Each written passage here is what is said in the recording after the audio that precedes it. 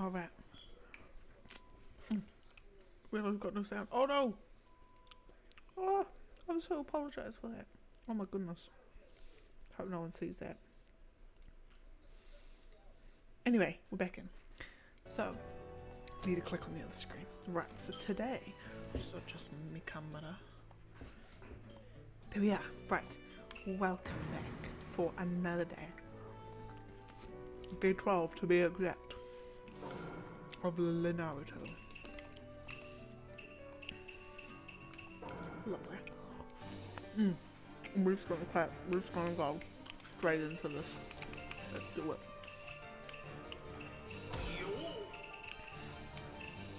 We're younger, aren't we? Oh, that will be the thing today. Are we going to unlock? Oh. Are we going to be able to unlock yet another DLC character? That is the challenge today. So I think last time we unlocked like 3, I think. Well, 3. They ended up being alternate costumes of existence. I think like the adult girl we unlocked his own costume. I think it's only like Naruto and Sasuke that they actually treat as separate, whole separate characters that you can do it.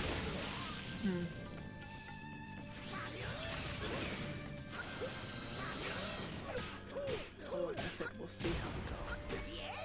Again, I can't seem to find like a rhyme or reason behind it. It'd be interesting to know the developers know, even themselves know.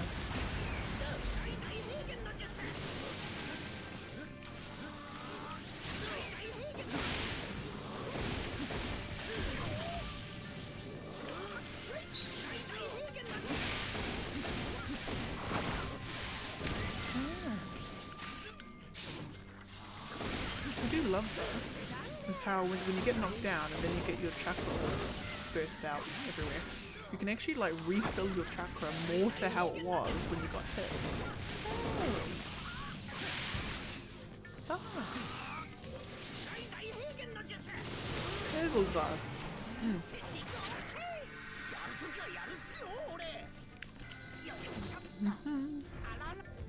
Oh. Whoa. My controller. Oh.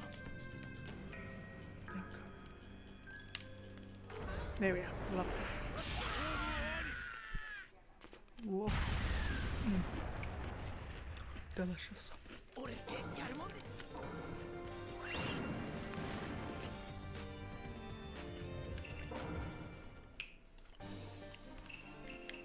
And we switch a little. Do that one. I do prefer that guy. His OG outfit. I do prefer that one.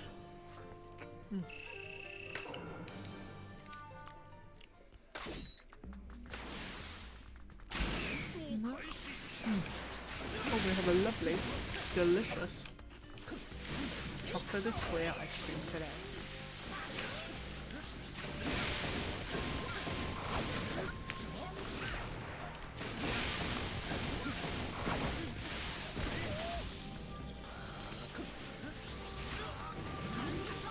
And I was thinking, so eventually, one thing I will want to do is make like when I eventually try and do my ice cream leaderboard. So I'm gonna try. I don't know if it's good. It might be once a week. I can't, or maybe it's. Yeah, I can't decide yet if it's gonna be once a week or a couple of times a week. But I'm gonna have an ice cream. Probably different ice cream every time. I'm gonna eat it. I'm gonna savor the deliciousness because all ice cream is delicious. And then, in my subjective opinion,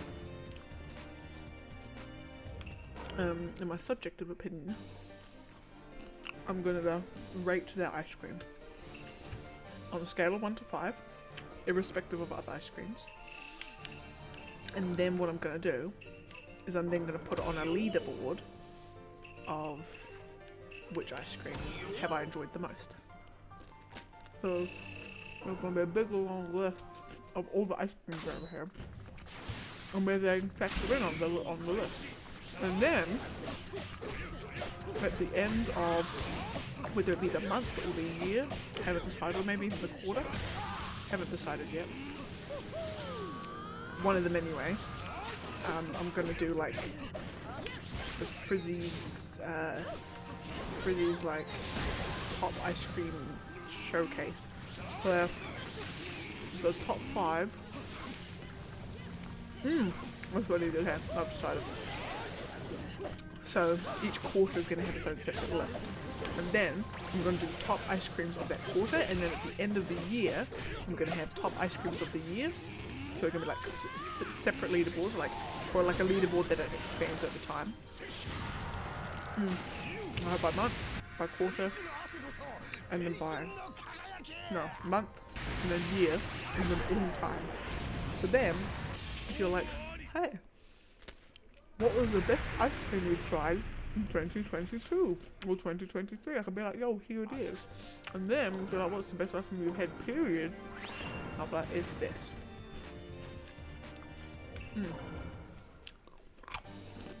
Oh, delicious.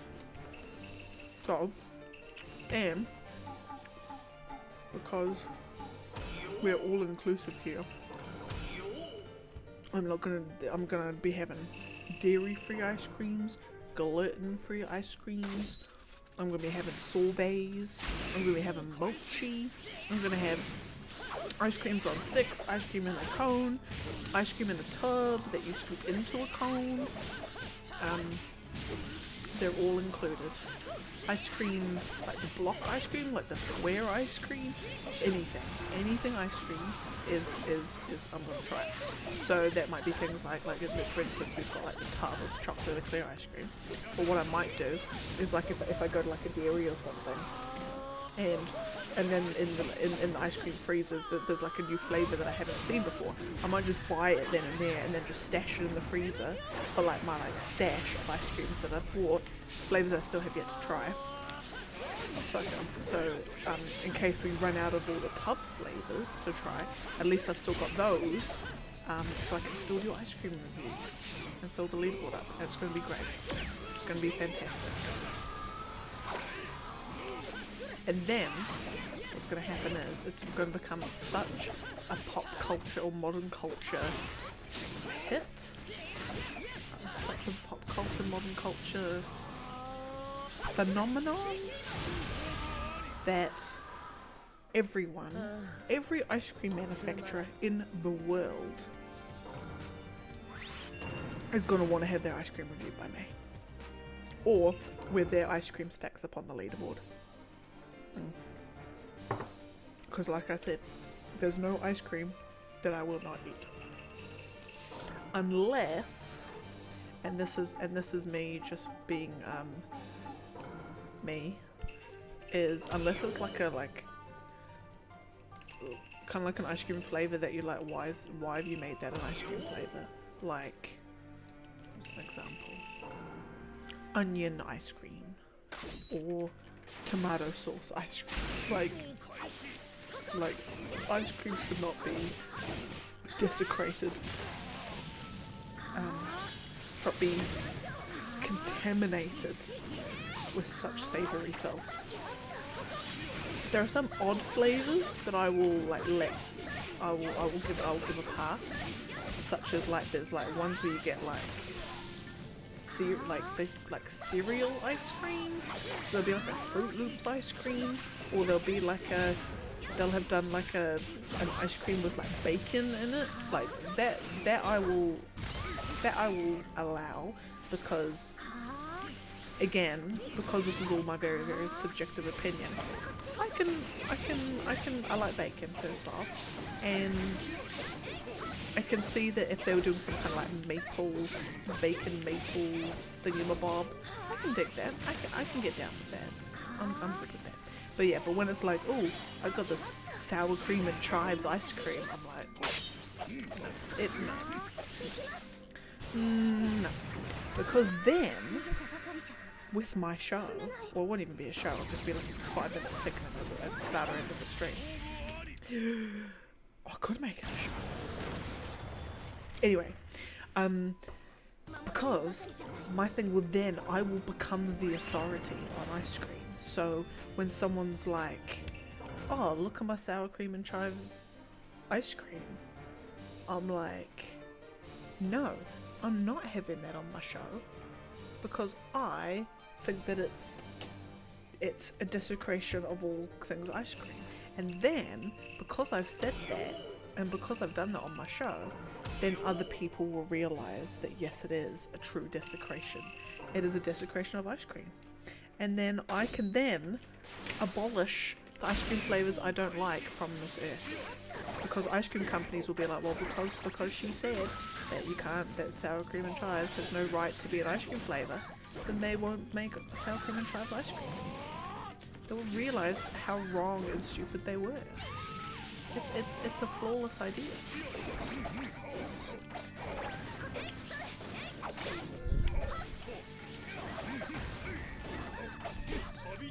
And then, because obviously I need to, certain ice cream companies like to, they finally crafted their ice creams, and an ice cream must be treated with respect and awe. So therefore, if it gets to the point where, or if there is an ice cream manufacturer and they're like certain restaurants who are a bit too pretentious for their own good, if there's ice cream and the manufacturer's like, it needs to be eaten in this very, very particular way, e.g. if there's like a tub ice cream and it has to be eaten with a spoon rather than from a cone, then I will respect their wishes. I want the ice cream to be tasted in its most natural form, or in the form that it has been designed to take. Sour cream and chives ice cream belongs in the rubbish bin, because that should be on the manufacturer's instructions. But yeah, so I will do everything I can at the time to honour the manufacturer's wishes. But yeah, but eventually I will have compiled a list of all ice creams, and they will be on a leaderboard, and you can see where they rank of all the ice creams I've eaten. And then as well, so this is going to be a little bit of a grey area too. So when I'm at it, like, because obviously we're going to end up going out to restaurants, as you do, going out to cafes, places like that. Generally, if there's ice cream on the menu, I will have ice cream. So they'll have like, but it's kind of like when they have ice cream as sort of like as an accoutrement to something else. So they'll have like a brownie fudge slice, but then they'll have ice cream, like a scoop of vanilla ice cream on the side. That doesn't count. But when like it's like if the dish itself is like the ice cream is like the key component of the dish, then I will want to have that. So then there's a little bit of grey area, because how do I review that? Because I can't exactly, I can technically, but I'm not going to suddenly do a formal jump on stream and start streaming in the middle of the restaurant. Oh my god, there's a controller in the middle of the restaurant. So that's going to be a little bit of a grey area in how I review that. Because technically I will be able to provide my opinion. I just won't be able to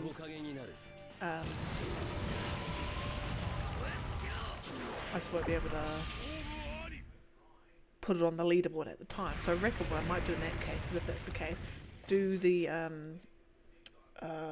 trashy Instagram thing of just taking pictures of your meal, and I'll have to preface it by I'm like, guys, I'm not one of those people.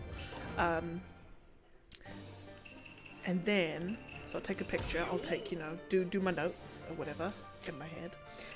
And then when I get back on the next stream, then I will show the pictures so you can see what I'm talking about. And then I will rate it formally. So if in between streams, in between ice cream rating, so that means I could do like multiple ice cream rates. I could do more if we end up going to a restaurant. But anyway. And then I'll have to put on the leaderboard, I'll have to put notes about whether it was like, was it a restaurant specific ice cream, or was it like a special artisan ice cream from like a farmer's market or a festival or something. or was it one bought in the supermarket? I have to state where I sourced the ice cream from. Yeah.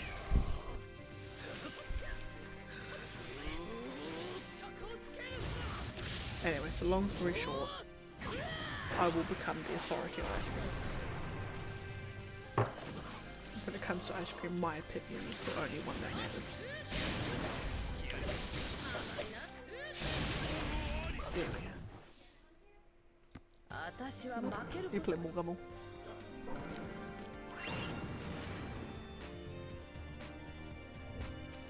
Alright. Right, next is Neji and Kabuto Sage. No, I don't want Palm's rotation. I want Palm. Cool and Ick.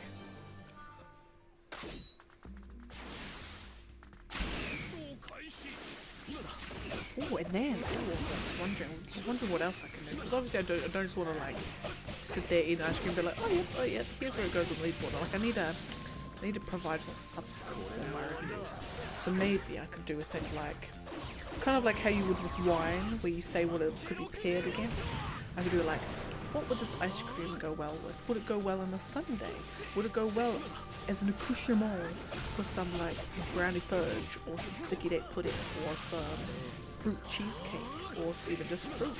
Like maybe I could do that. I could do like what should it be accompanied with?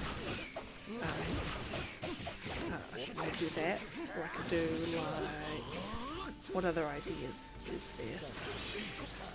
Oh, because it's not going to be like, so obviously I'm not going to like eat a mint chocolate and that's it. That's the last mint chocolate I ever ate. Because I'm going to have to compare flavors eventually.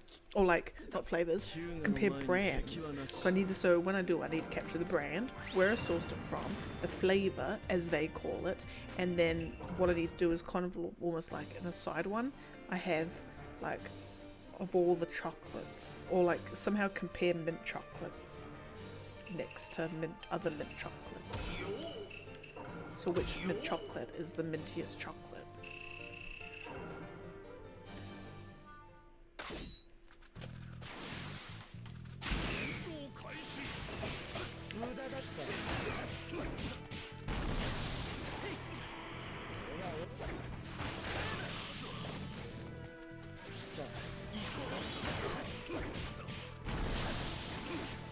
Oh, and then I could do ice cream giveaways.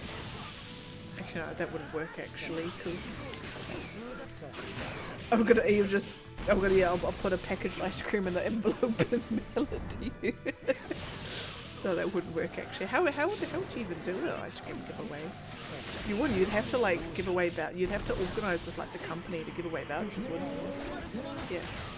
Oh, thank you for the follow. Much appreciated. I hope you're enjoying my big, it's not even a rant, my big rave about ice cream.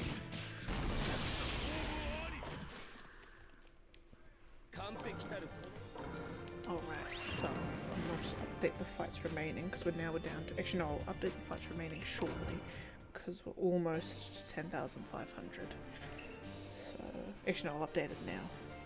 So it's sound's gonna cut out for a second. It's down to 05. Lovely. Jubbly. Done.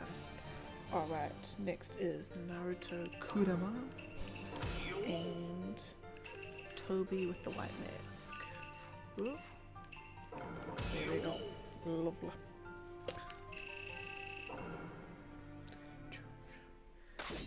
Yeah, so I'd have to get buy like $100 voucher from like TikTok or something, and then be like, can I give this away in a giveaway? And they'll be like, oh yeah, I guess. And I'm like, okay, thanks.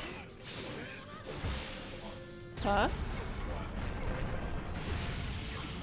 Do with what I want, yeah. Yeah.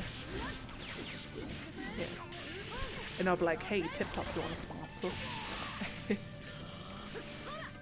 Like you should totally lower your prices down from $7.99.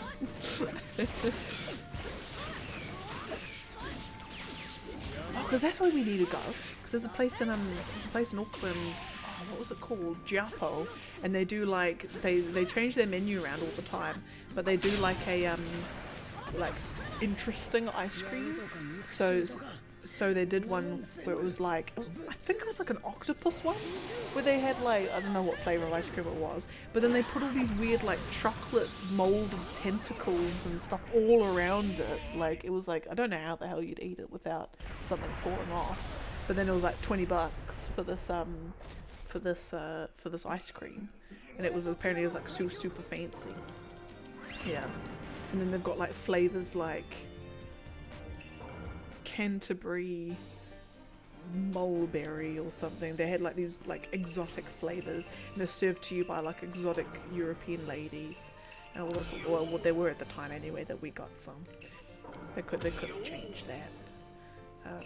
Yeah. So that's where we need to go if we ever find ourselves in Auckland again.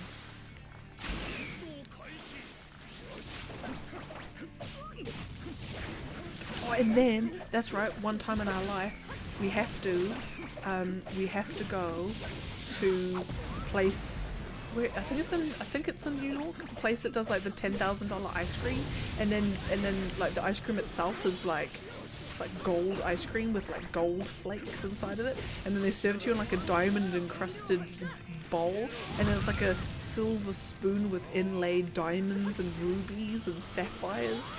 And then the spoons take home, because I'm like, for that price it better bloody well should be take home. Yeah, and then they serve it's called the super fanciness. Like, one time in my life that's on my bucket list to go is to go there, because that's the best thing ever. Any ice cream connoisseur, self-proclaimed of course, because it's not an officially recognised industry like wine yet. That is something I want to change. Ice cream deserves its own fancy words. So like how wine drinkers are like sommeliers and all that sort of stuff. Ice cream needs their own ones. So it's going to be called like cremiers or cremiers or something like that. And if you're a cremier, then you are an officially recognised ice cream connoisseur. I shall be the premier cremier because I came up with the idea. So I will be the prime one. I'll be like the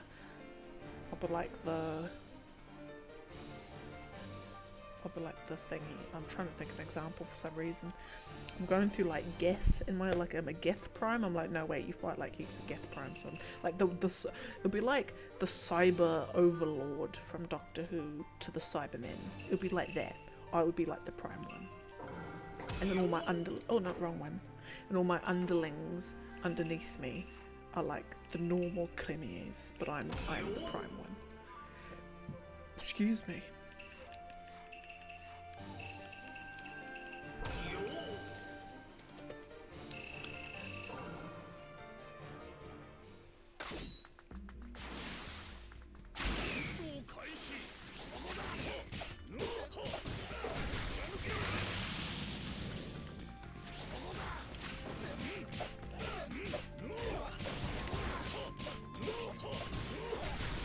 Oh, and then I was thinking, because as I said, no ice cream is left out, no ice cream is left behind. So I'm just thinking, when it comes to categories, like, do I have different categories? It's like best chocolate-based ice cream. So like chocolate-based can be anything from like just full-on chocolate to chocolate fudge, to chocolate chip, to chocolate maybe chocolate chips can be its own category, because like, you know, chocolate chip flavors, like let's say someone did like apple chocolate chip ice cream. See, the chocolate chips aren't going to serve the apple flavor as well as they serve an orange or a mint flavor. So then I could judge, you know, things like that, like how well is your little bits inside of the ice cream, how well is it serving the overall visage, the overall idea.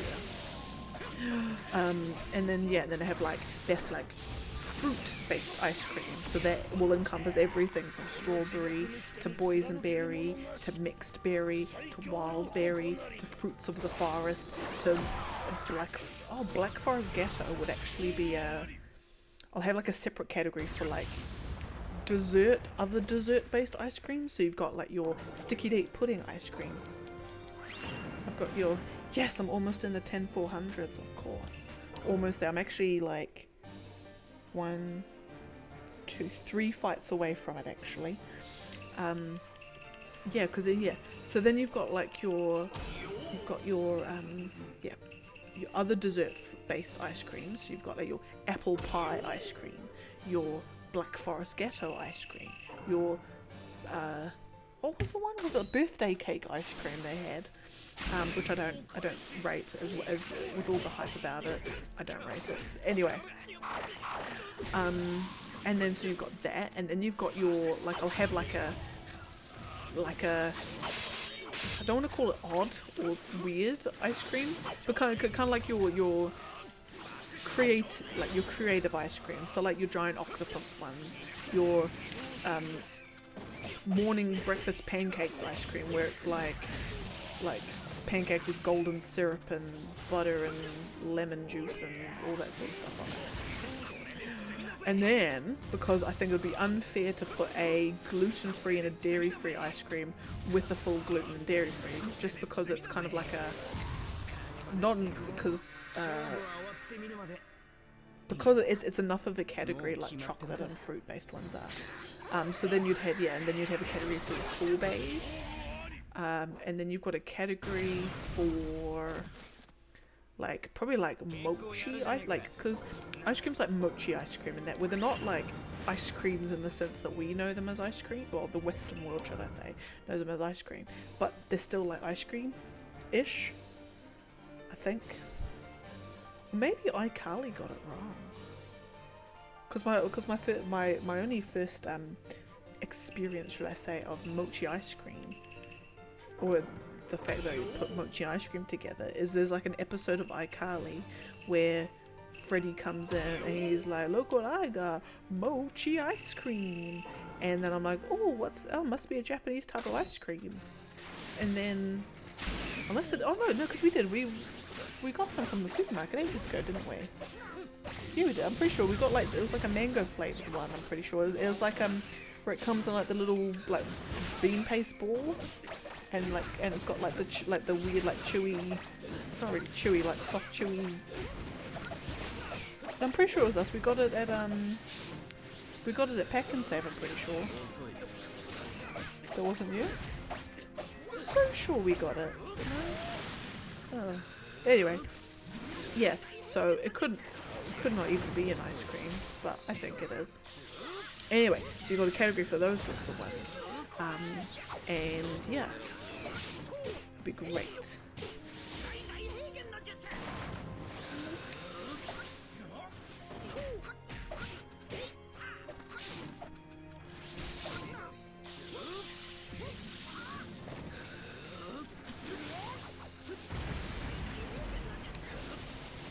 The other thing too is, as much as you've got like the different categories in like the full leaderboard, you like all of the categories will be there. Like it's so the top one like could be a sorbet, for instance. Like I don't anticipate it being a sorbet, just because you get some absolute bangers of like normal ice creams, but it could be. And it's like it could even be a dairy-free ice cream is the best ice cream in terms of like, because the things that I'll be measuring it on is, as well as it being like my subjective opinion, I do kind of want to try and put some science around it if I can. So it'll be things like the taste, obviously, again my subjective opinion, and I'm a picky eater as well, so that's even like, it's even a harsher criteria. So then I've got to judge it on the taste, I've got to judge it on the texture, I guess, or like maybe like the, because you can get, if we take chocolate for example, if you just get a normal 20 different brands of just normal plain chocolate ice cream, none will taste the same at all.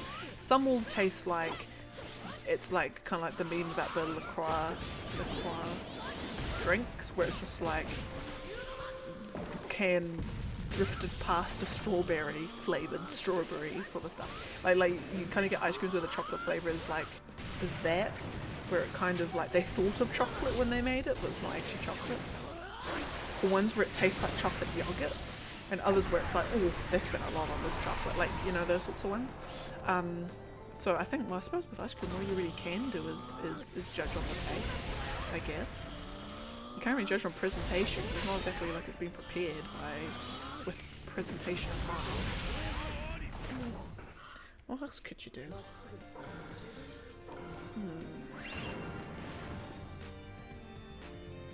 Well, then again, I suppose I can like judge it on what it's trying to do, shall I say, and like, or like judge it on its ness, if that makes sense. So, for example, take the chocolate ice, take the vanilla ice, take vanilla ice cream. So first I try and find the purpose of this ice cream. What is this ice cream trying to do? So for instance, vanilla ice cream is, hey, I'm ice cream. You just feeling just something just simple, ordinary, vanilla. You know, you just have one of those days where you just want plain Jane. That's all I want.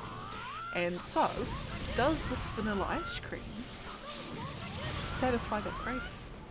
Is it plain? Does it still have a vanilla-y flavour?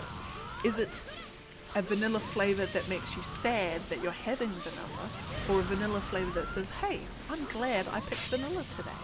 One of those sorts of things. And then you've got like your other, I suppose, your other ice creams with a purpose. E.g., I know Magnum ice creams, they've got a new range around. So there's one where it's like a New York chocolate cheesecake ice cream, and it's got like little bits around it or something. So, you know, so that ice cream, you know, it's trying to evoke feelings of eating a New York cheesecake, New York chocolate cheesecake. So A, does it work on that front? Does it evoke those feelings? And B, the little bits around the chocolate shell thing, they must be like the biscuit crumb. So, do they function to add the crunchiness to the overall ice cream experience? Do they or do they not? So it's little bit of things like that. So I suppose when I look at my ice cream before I eat it, I've got to say, what is this ice cream trying to do? What's it trying to do? I have to judge on that. So it'll be that, and it'll be the taste. I think will be my main two criteria. Because as the newly dubbed, as a authorized and certified ice cream cremier, these are the sorts of skills that you need to have. You need to be able to look at an ice cream and identify what is this ice cream trying to do. Because obviously, there's a lot of people paid a lot of money to come up with these sorts of ice cream flavors, and they wouldn't have just woken up one morning and be like, oh, you know, I had a cheesecake last night for dinner, let's just do a cheesecake ice cream, and we'll just do that, and we'll just chuck that in there, and we'll chuck it, you know, they get paid far more money to do just that. Then again, having said that, I could be right on the money. But anyway, so as a certified cremier, you must be able to intuit the purpose of the ice cream, and then from that purpose, be able to judge whether it has succeeded at that purpose.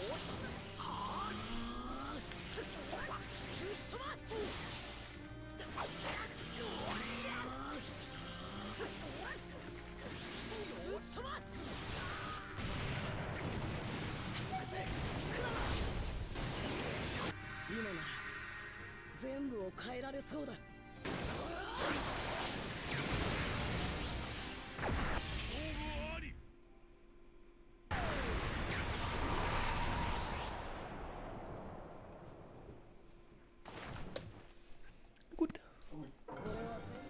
You gonna what? Take a buckle.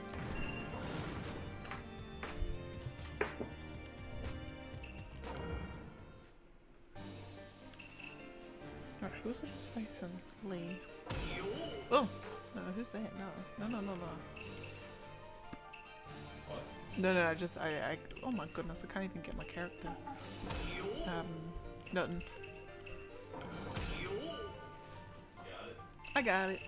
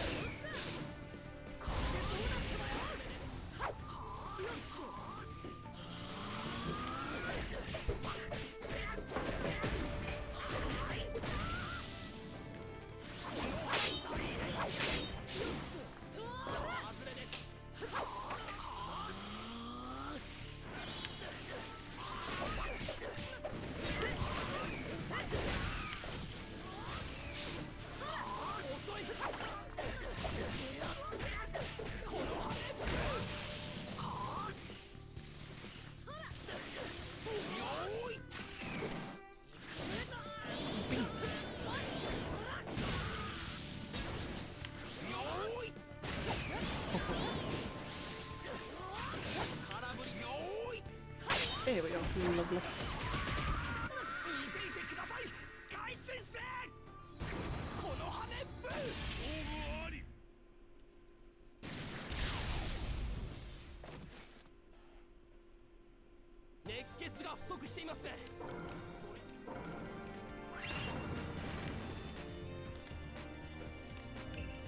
Okay, next is another Naruto one.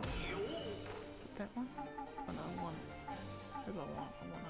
I want that kimono. I do like the kimono one. And young Gaara. I feel like there's lots of Gaaras and lots of Narutos today.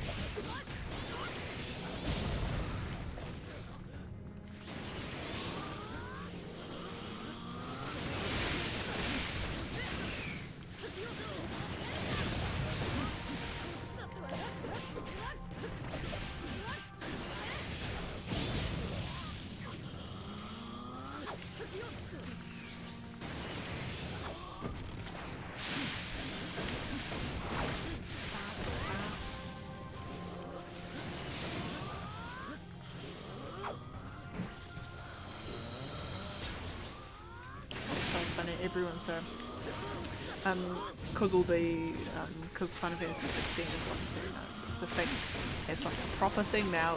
It's definitely happening. You know, there's now media articles all about it, you know, different interviews that the director and producers are doing and all that sort of thing. So there's lots of material that's been coming out about it, and you know what the vision for it is.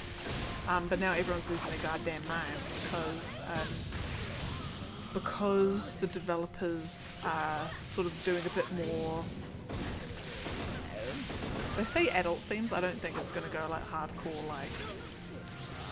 Game of Thrones kind of adult themes or Stephen King kind of adult themes, but obviously it'll be a far more dark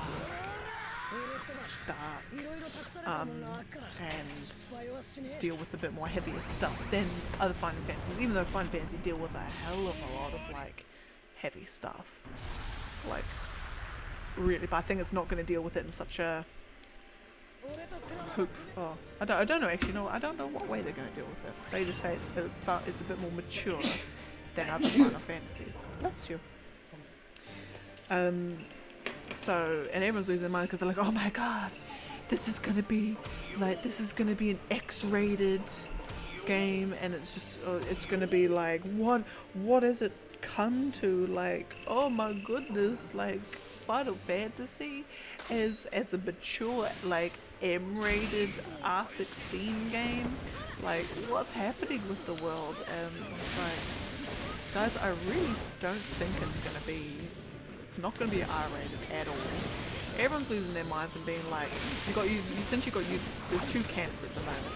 There's people saying like, hey, Final Fantasy is always, you know, I say innovated, but like, there's always, no two games are truly fully alike. There's always something different about it. Like, Final Fantasy X is still the only one that's done turn-based in that kind of way. So, you know, like, Final Fantasy can't just be, I don't know, it can't just be the same thing every time. So, we welcome this sort of change. Don't care that the combat system is a bit more Devil May Cry than before. You know, doesn't bother us. It looks cool, you know. That's fine. We'll treat it on its own merits. And then you got people who are now like, what is this?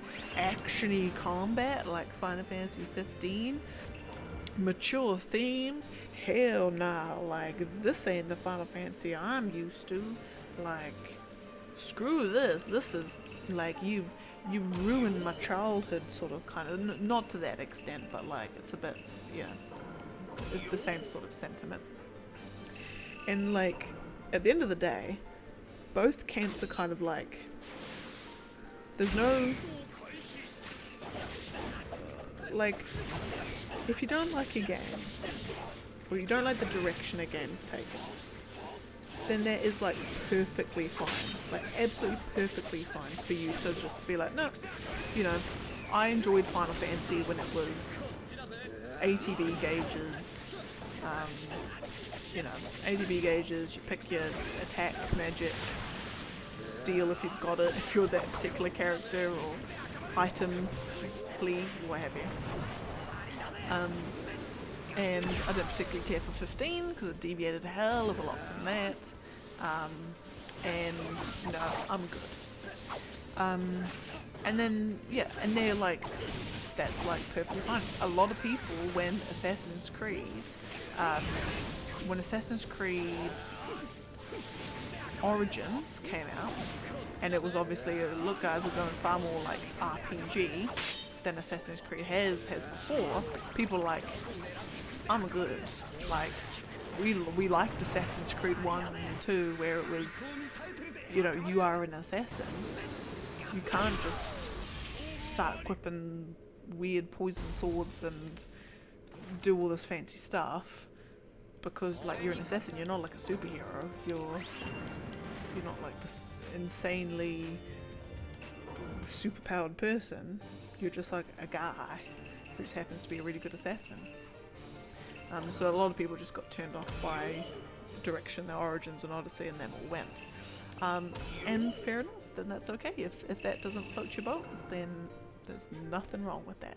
And then the people who are like, you know, and then some people say, oh, you know, you get all the fanboys and fangirls that will just like anything as long as it's got this particular brand name slapped on it. And it's just like, well, yeah, sometimes people do. I like that. And at the end of the day, no side should. At the end of the day, it's not a competition. Like, it's not a, if the people who refuse to play the game are right, then they win a magical prize or something. And the same thing too with the fanboys and the fangirls. You know, they don't win a magical prize if they show that you should like a game mostly because of the brand. Like, I don't even know what point I was trying to get to here, kind of involved, but yeah, I've just seen a lot of stuff recently about people losing their minds, the fact that Final Fantasy 16 is going to be a bit more mature rated.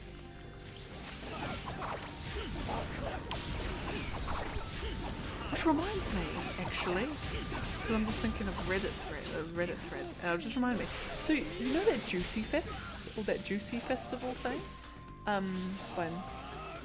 That Juicy Festival thing that they've got posters for everywhere. And it's got like R. Kelly and, oh no, sorry, not R. Kelly, Nelly, wrong one. Not the other one. Huh? Not coming out for 30 years. Anyway, yeah, so we've got Nelly Ja Rule, which is like, oh, what's happening? And exhibit or bow wow or something. But anyway, yeah. So then, because I was looking down the Reddit thread of them, and it was saying that like I think one of the people, so they've got like 12 or so artists that are supposedly going to be there. One of those artists has mentioned something about it on their like website. No one else has anything about it on their websites. And you would think if they're doing a show, like if they're doing like a lot of shows supposedly in New Zealand and in Australia, you would think that they would have something about it on their websites, but they don't. And then, so like there's so many weird things that's going on with this festival. So one is all of the shows are literally within like 24 hours of each other. So like Monday we're in Auckland, Tuesday we're in Tauranga, day 3 we're in Napier, day 4 we're in, and it's just like, wait, so you're like putting up a stage, disassembling a stage and the set, and they'll have like special stuff that they'll need. The one in Napier is at like a park, like a kids park and a dog park or something. There's like, yeah, I wouldn't have thought that that's like a concert venue. All this really weird stuff that's going on. Apparently 5% of tickets are being sold as NFTs. You buy an NFT and that's your ticket. And then when you buy the NFT, as part of that, you get like a free helicopter ride, free luxury accommodation, like therapeutic massage, like live like a rap star, live like a celebrity kind of thing. When you buy an NFT, and then it says, well, when you buy this NFT, you will now hold an asset that's all automatically worth like $5 million. Like the NFTs are worth that much, but you can get it for such a low price as a concert ticket of like something. Well, no, so everyone's saying, right, you've got NFTs, which are already like touchy. You've got Ja Rule, his name slapped on anything nowadays is kind of like, oh. So you've got NFTs, Ja Rule, concerts that are happening within 24 hours of each other, sometimes jumping from like Wellington to Christchurch in a day. Or you're gonna disassemble and assemble a stage in a day? Yeah, no, you're not. They've gone from New Zealand to Australia in a day. Like, all of this weird stuff. So everyone's like, it's a huge scam. Like, it has to be a scam. There's no possible way that this is legit. Because if you think about it, like, Nelly and the other people, if I was a fan of rap music, I would have a better gauge of how like big they are. But like you would think that you would have heard about it a bit more than just a billboard in the middle of town. You'd feel like it was being advertised a little bit more.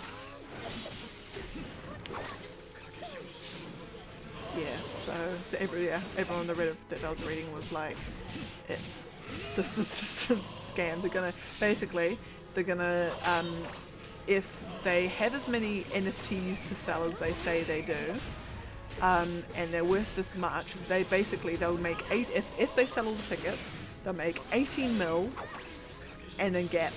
They'll make 18 mil and then run, whoever this person is or whoever this business is. With Ja Rule. Yeah, well, it could be him, who knows. Yeah, because apparently, and so someone was saying that apparently there's a lot of festivals or concerts that are like this, where you'll see a couple of ads for it somewhere. It's sort of nothing's really said about it. They'll have some sort of it's either like obscene ticket prices, obscene ticket prices, or some weird gimmick like an NFT or whatever that they're trying to use to promote it, and apparently 95% of them turn out to be fake. Yeah, it's like a scam, and they're just saying that, oh yeah, like we'll just slap Nelly's name on it, and we'll slap Ja Rule's name on it, we'll slap Exhibit and Bow Wow and Mira or something. Anyway, other people I haven't heard of. Yeah, and then see who falls for it, and then gap with the money that we've made. Yeah, so it's just it's very interesting that people like think that these things work. Come on, controller, there we go. Right, Tsunade and Kakuzu. Lovely.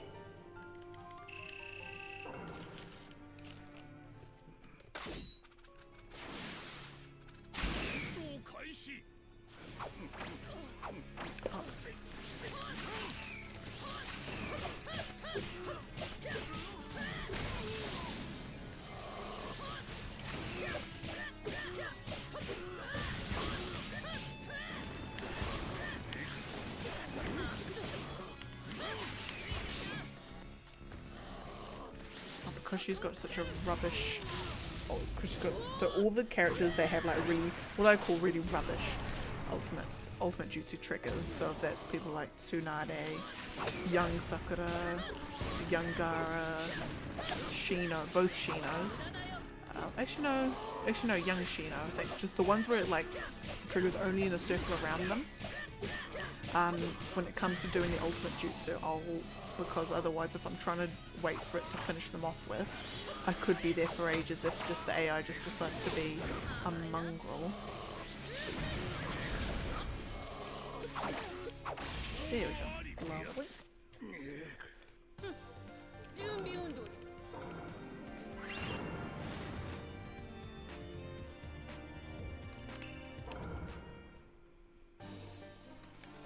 And then next is Kakuzu and Tsunade.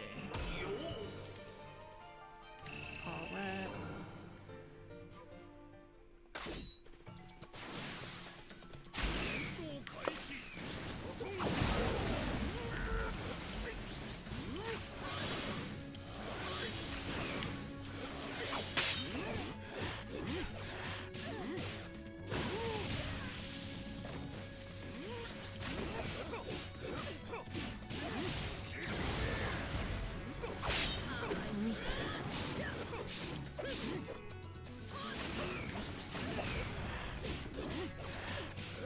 I just think it's so funny how it's so Japanese of them that whenever they do characters have armor breaks, the men, all they literally get is like maybe the bottoms of their trousers will be a little bit tatty, and they might like they might go to short sleeves, like their sleeves of their shirts rip, and then when it's the ladies, like the whole bottom half of their shirt will come off, and they'll be like, now they'll just be like full midriff exposed.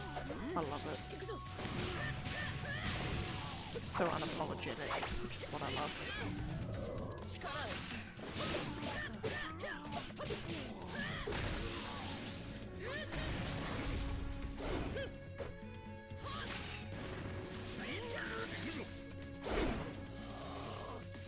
Oh, mine is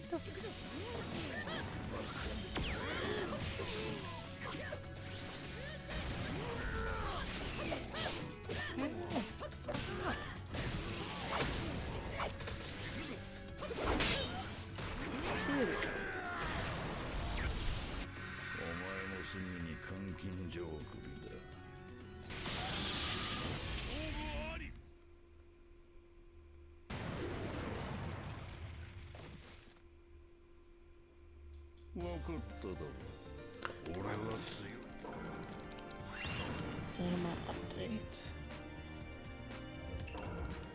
So now we're down to finally down to oh my goodness, where are we? 487. All right. Ow. Anyway, Kabuto Sage and then Hiruzen.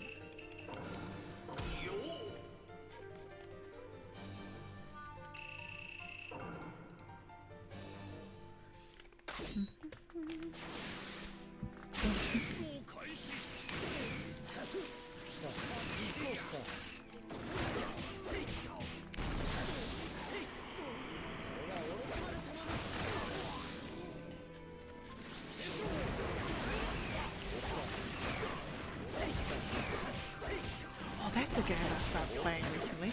So it's started playing Control Ultimate Edition because it's like one of those games that you see and then you don't get it when it launches, but you're still like curious about it, and then like you keep seeing it everywhere and you're like, I still want to play it. I want to play it. But anyway, started playing it. Was not expecting it to be as creepy as it is. It's not like I did look on Reddit and I'm like, is this game scary? Like, is it a scary game for me? Because I get scared at literally everything. And apparently it's because it's more like psychological thriller than anything. It's creepy, and creepy stuff happens, and like mind-screwy stuff happens, but nothing that's like scary. So I'm like, thank goodness, or else I would die. But so far it's actually a decent game. I actually like it quite a lot. It's like first game I played in a long time actually. Oh no, there's been probably a few games before that, but it's one of those games that's just a lot of artistry's gone to it, and you can tell that the developers actually like spent a lot of time on just getting the details. Like it's one of those games that the more that rewards you, the more you're invested in it, or the more that you care about the details and things like that. I'm really I can't wait to when I finish it, where I can go on the TV tropes page and just have a look at, you know, things like the foreshadowing and like the fridge brilliance and fridge horror and stuff like that. Like it's one of those games that's just, it's going to be like I wouldn't be surprised if there was so much detail that you just completely just miss, because either you're not aware of whatever you're looking at is special for whatever reason, or that it is a secret. So if you don't mind like creepy stuff, it's a very hashtag would recommend.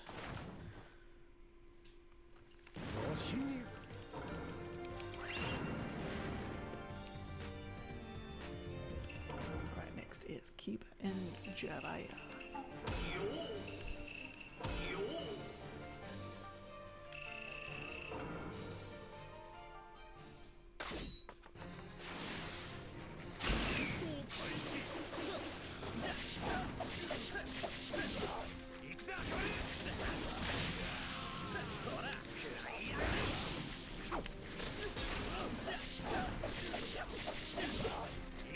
I do think the developers miss a lot of creativity with Kiba's moveset, just because they literally, it's like, what jutsu can Kiba do, or that, you know, he could probably do? Oh, thing over thing, that's literally about it. And I'm like, come on, you can do a lot more than that.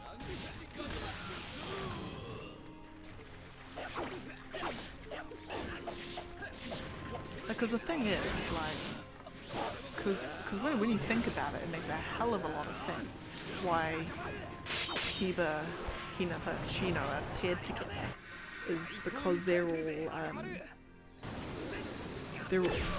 primarily surveillance ninja.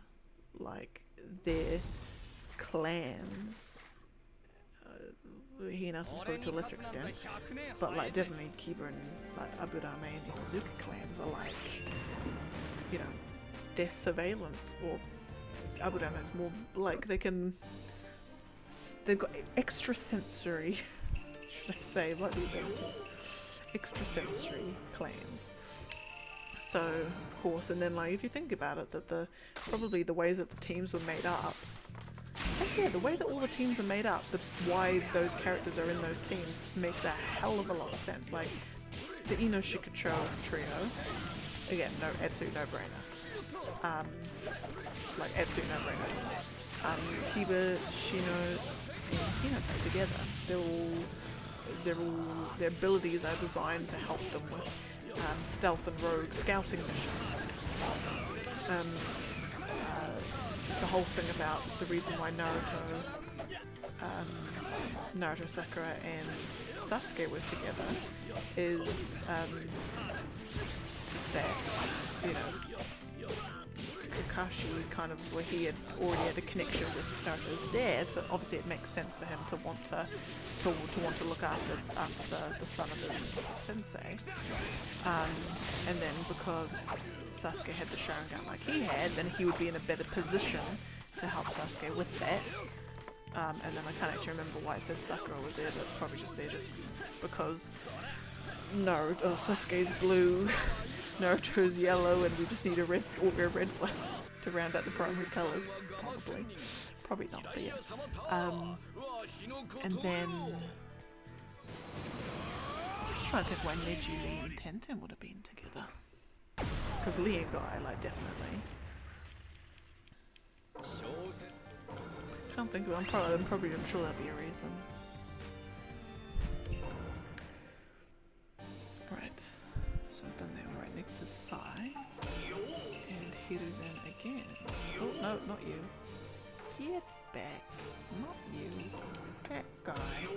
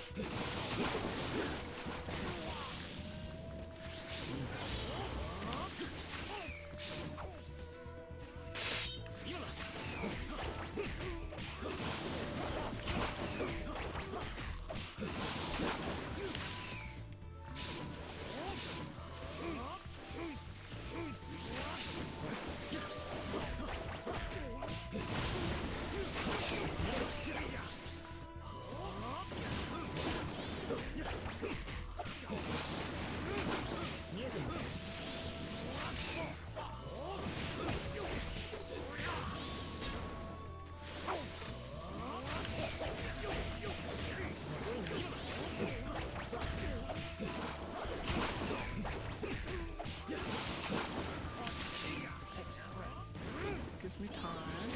Ooh, not today, so. Oh, he's got. Ah, beans. Got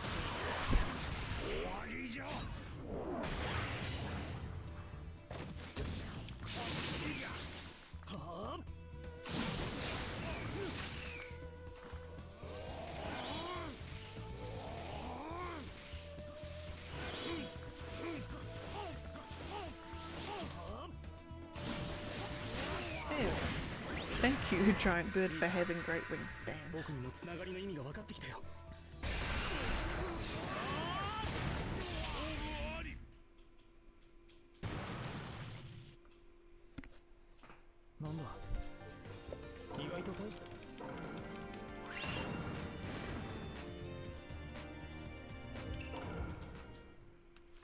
And then Hiruzen.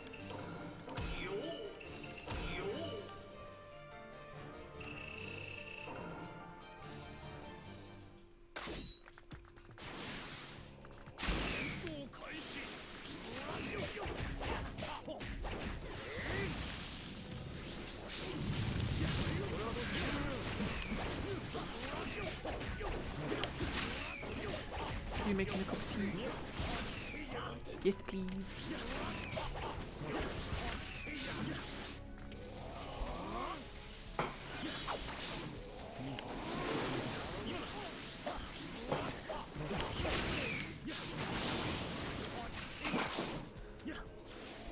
That's actually what I need more. Like, I was just thinking, like, because sizing more scrolls just reminded me.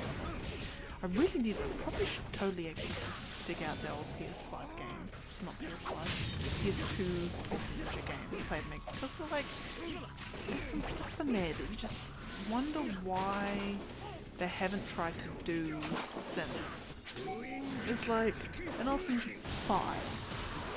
Is it 5? Yeah, 5. So you've got essentially you've got like, so the only characters you can have in your party are Naruto, Sakura, Sai, Kakashi, Neji. I feel like there's a couple more. But what they can do is that, like, at certain points they can actually I'm trying to say? Like, so you'll get to like a, just trying to think what an example is. You get to a wall that you can break, and like, similar to Storm 1, where Naruto can just do his Rasengan and break it. But then Sakura can do her like big super punch and break it as well. Kakashi can do his like lightning blade and break it. There's a whole section in it, almost like, kind of like the post game, essentially. You play solely as Sasuke, and you're in Orochimaru's hideout, and he basically, it's like he's challenged to get to room 50 of this big complex. So you basically just go through all these rooms and you just fight ninja and you get treasure chests and all that sort of thing. But so you can, like, you know, you get to break the walls and you can use your Chidori, and the more you use it, or no, the more you level up in fights, because you can, there's like a semi-leveling XP system. Yes, XP system. You like level up your Chidori, so it'll be like level 5 Chidori or something. Thank you. And then yes, you can break like harder doors. And then there's also like surveillance things, or like bits where like Sai, when you're playing as Sai, he'll kind of like uses rats to like, he'll like summon rats to like go under like a small slot in the wall or something, and they'll be able to do, they'll unlock something or they'll do something. And then there's like a bit where like Neji can use the Byakugan, and he can like sense treasure chests, or he can sense something. Yeah, and I think Sai has a similar one where he can summon like an eagle to fly.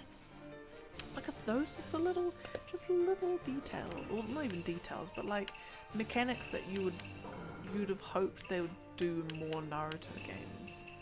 Like, you know, do another game again where you wander around a world as the characters. You know, you can ninja run and jump and like you attack enemies on the overworld and all that sort of thing. You go on like missions, but you're like running around the world to do it, and then, you know, you've got Neji on your team, you can use the Byakugan to like expose parts of the mini-map or something, you know, something like that. There's a lot of creativity that can be done. I feel like anime games nowadays, then again with the, you know, One Piece being a big exception to that, and I suppose Kakarot as well, is, you know, a lot of, you know, people just think, oh, you know, they're good as a fighting game and nothing else, but it's like, you know, anime is definitely one of the most creative, and manga, or anime slash manga, you know, far more creative than people give them credit for, in terms of the ideas and just the stuff that it has in it, which is like absolutely ripe for like open world, well, not necessarily open world games, but just games that aren't just fighting games.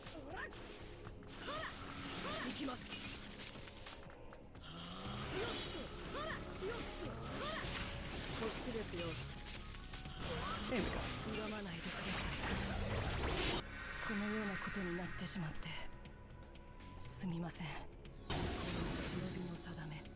Oh, so that must be a special one that she does with Naruto. Not she, he.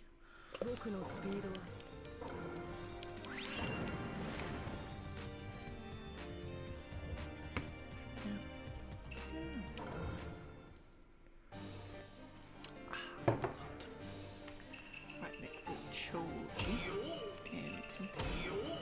Yes.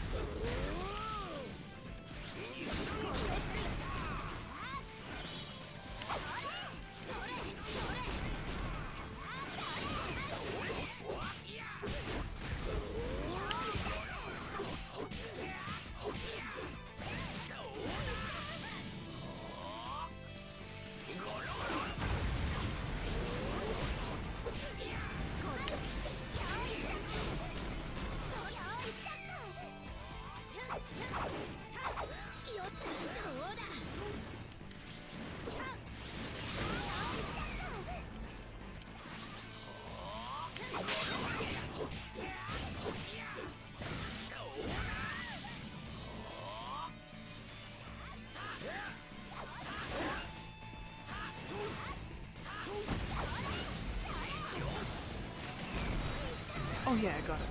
Fabulous. Choji's always like a difficult one. I can never seem to get quite right.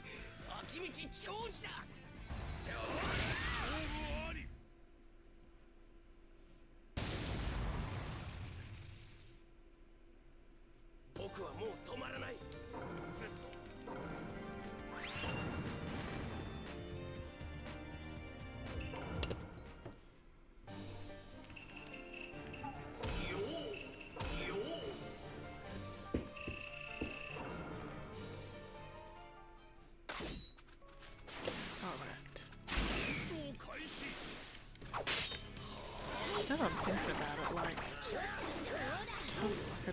now I kind of want to just play like old Ultimate Ninja games. I talk about them a lot, but probably because they're like, I consider them top tier of the era, really. But now I'm just thinking about like other, like maybe I should do at some point, you know, when it makes sense, do like a, not necessarily a series, but like a, you know, do a bit more, see if I can find a good way to get them. But some like just like old school games from my childhood that I just remember as just being like god tier. Like not Ultimate Ninja, Mystical Ninja featuring Goemon is, I think, just one of the, I mean, like we've always found, especially with old school games, is that the graphics are always far better in your head than what as you remember the graphics are way better than they actually are. Probably because like you're putting you're thinking about current technology with old stuff. Anyway, that game I just will always have the fondest memories of. Are you gonna get Origins? Oh, you got DLCs for it. Nice. House Flipper. Oh yeah. I thought so. It's lags. Oh, is it? Oh yeah, no, because it wouldn't be just because it wouldn't be our internet too. It would just be it.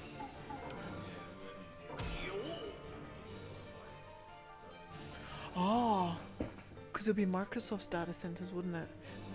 But apparently a data center is coming to New Zealand, and I think it'll be in Auckland. There might be like a north and a south one, but I know at some point, soon, there'll be a Microsoft data center in New Zealand, so it might then not have to use the Australian one because it goes to Australia. I think, yeah.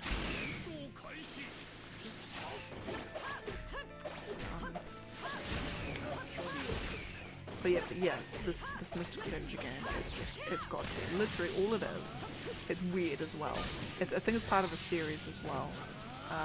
There's lots of Mystical Ninja games, or like offshoots of it. But this one's the only one that at least I know of that's like Ratchet and Clank style, not even Ratchet and Clank style, but you know, moving around in a 3D space. Adventure game with dungeons and what have you, like a Zelda essentially. It is just, I just always have the fondest memories of it. It's weird and it's very Japanese and I love it to death. It's like, so basically you play as Goemon.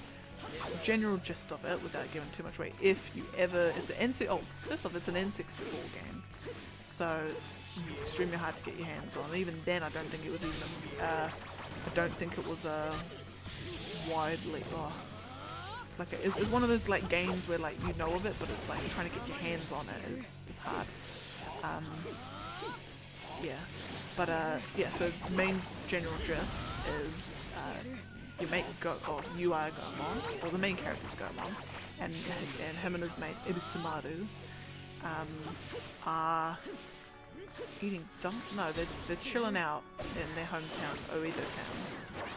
And this giant peach-shaped warship flies over, and it's from the Peach Mountain Shoguns, I think they are. And they're basically, so there's the two bad people. There's Spring Breeze Dancing and Kitty Lily, and they've come from Europe. and they're gonna basically, they want to turn the whole world into like a dancing stage.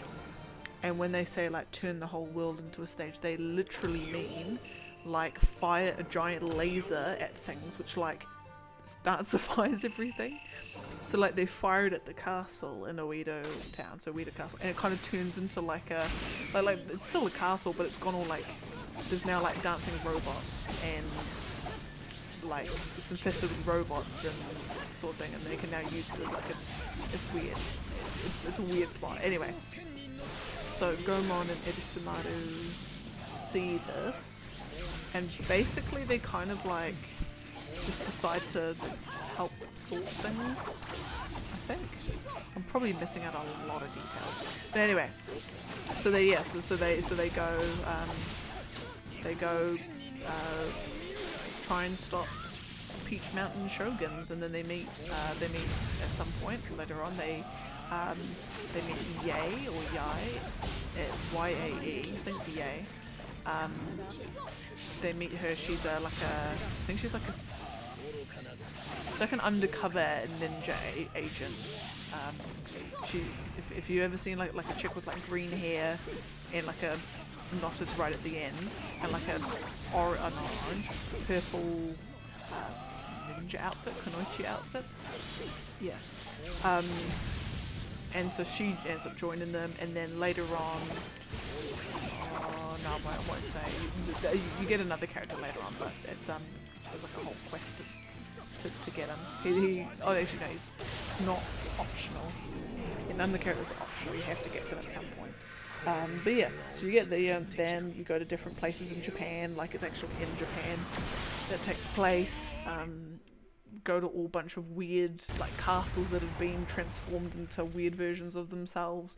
Like there's one called Ghost Toys Castle, and it's literally like filled with toys. So there's like in the room there's like a it's ghosts as well.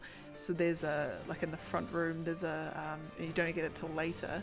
There's like a camera that when you click the camera, ghosts that you see flying around become solid, and you can actually then hit damage them. And then there's like a whole room that's like a one giant pool table, and you have to hit the balls into the holes. And then there's one where like rather than platforms they've got like spinning tops going along a string. It's fantastic. And then they've got like another one which is absolute banger of a track, the Festival Temple, which is like a big like orange and green building, I guess. I don't really know what I suppose it's themed around like Japanese festivals, I guess, or like the kind of decoration that you'd see in Japanese festivals. But I'll have to talk about the music. I'll talk about it later. But anyway, so yeah, so you play as these guys. Eventually, there's ultimately 4 people in your team at the end, by the end, but yeah. And it's just fantastic. It's just like a game where you just go, you collect money, you can buy, you get like different weapons, and not lie, like each character kind of has like a main weapon and like a tool that you can upgrade that eventually can get upgraded. And then like a sort of like a tool they can use. So Gomon, he uses like a pipe, like a chain pipe. So it's got like he like kind of throws the pipe and it sort of extends, and you can like latch onto things and pull himself towards it. So if there's like there's a ledge and there's like a box on the other side you can latch onto, you use Gomon to jump across. And then whereas Ebisumaru has a hammer or mallet, and yeah, he has a sword. But then the other tool, so Gomon can actually throw money, and eventually you get an upgrade where you can like charge it up and it like shoots this giant flaming coin at people.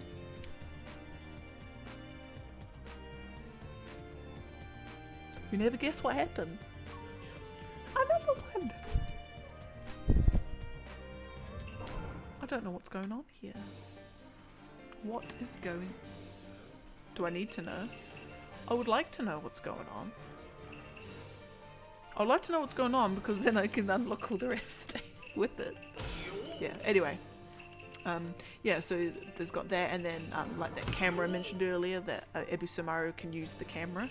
But no other character can. And then like Yae, eventually you get I won't spoil what you can get, but it's pretty cool. It's the equivalent of your fast travel system. It's pretty dope. Anyway, yeah, so you do that and you just go explore Japan. There's like 4 main dungeons, I think, and yeah, then you get like in this raid you get a giant robot called Impact, who you get like after I think there's 3 times in the game, so not often, but there's one. Basically, you can summon this giant robot called Impact. And when you summon it, there's like a whole like intro theme to it. So like when you're like going into Impact, it's like a big like song about him, because he's like a almost like a sentient robot, because he wants to go to America to become like a movie star and stuff. It's weird. Anyway. So yeah, and then you do like a big like on rails or like a big section where you've got like power up, and then there's a boss fight where you're in the cockpit of him, and then yeah, you're in the cockpit of him, and then you fight a boss, you know, that sort of thing. Pretty cool. So there's that, and then oh yeah, so then the music is so the music itself is just like I mean, to most people probably be nothing special, but what they do in the dungeons is like. Yes, so they've like in definitely 3 of the dungeons. So I'll say there's like 5 dungeons overall. So there's like the Oedo Castle, which is your first one. There's then 3 more after that are kind of like the main key ones, and then you've got the final dungeon after that. So it's not a particularly long game by any stretch of the imagination, but it's a good game. And what's it? And so what they do, and definitely in the 3 in between the first and the last, they've like got like 3 variations of the theme that like progress. Each one has progressively more instruments on top of it. And the way that they do it is that obviously when you first enter the dungeon, you'll be hearing the first variation, the basic one. You'll be hearing that's what you'll hear, and then there'll be a certain point. They've decided that certain rooms in the dungeon, or you know, as you progress through it, the music is also now going to those further variations of it. So let's say you've in that Ghost Toys castle, you know, you're doing that, and then suddenly you'll enter a room and you'll go, you know. You get a key to open a locked door and you go into the room, and then now the music is now really seamlessly as well. It's not like a stop and start, like seamlessly now becomes another variation of it that now has more instruments added to it. And then if you go back to the other room, because you're now kind of like in the early dungeon, it then seamlessly will transition back to the basic one. So you like basic, intermediate, advanced kind of thing. And then once you start getting to the last rooms of the dungeon, like right, you're now the last few rooms before the boss. It's now the final variation of the track, and it's got like the full instruments, full progression of the melodies and everything. It's just a lore, and it kind of like. And it's so good because I'm getting closer to the boss, you know, and things are, you know, getting a bit more serious, a bit more, you know, involved, and it just amps you up so much. It just makes you feel like, all right, almost to the boss, let's go, we're ready to go, that sort of thing. It's just so good. It's just so good. I've never seen another game, or should I say heard another game, do anything like that since. And it's just, it's lovely. You know what I mean if you ever, like if you like go on YouTube and you just listen to like either the Festival Temple or Gourmet Submarine is another bang. It's just some good stuff. It's just good stuff. Yeah, so that's the music. I won't say much more on the music. I mean, there's only so much you can say. I'm not particularly, what's the word? Musically literate. Don't know what the can't analyze it in that sort of way. But no, it's just some good stuff. It's just good stuff. And it's just a simple, lovely, simple game. There's like, obviously there's like hidden collectibles. You get like the little Neko, what are they called? Like the little lucky cats, they've got a name. Manani Nekos? Cats? Anyway. And so you'll get your ones where like if you collect 4 of the silver ones, you'll get, you upgrade a heart. But it's got like heart pieces and heart containers. Silver cats are your heart pieces, and whereas the gold ones are your heart containers. It's just some good stuff. It's just some good stuff. And then, because as well, then each character has kind of like they end up learning like a special form or something. So Gomon ends up learning, I think the order that you learn him is Ibisumaru,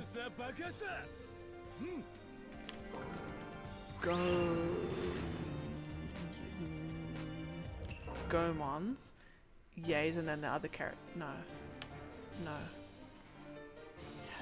Yays, and then the last character. And you can, so like Gomon goes Super Saiyan, like his hair goes like yellow, and he can like push iron blocks to like move them out of passageways and get things. Ibisumaru can go like super mini, and then can now go through like you'll see like tiny little holes in the wall, so you can go super mini and stuff. Yeah, you can turn into a mermaid, so she can now like literally like she has like a pink tail and everything. You can now swim in water. So they're really to get into like the 3 key dungeons. So like so to get into the ghost toys, Ibisumaru needs to go mini and so on. Yay! Obviously, to get into the gourmet submarine, you can guess which character you need for that sort of thing. Not being this doesn't have to do that. It's just some good stuff. It's just good stuff. It's just creative, simple, but still just great. I just love it. It's just one of those games I just love. I'll forever love. I'm kind of like, because it's so old, and because like I would like cry if they ever, for some reason, Konami decided to do a remaster or redo of it. I would like, it would never happen at all if someone from Konami had this watch, like, even though I say that, like, you should totally do it.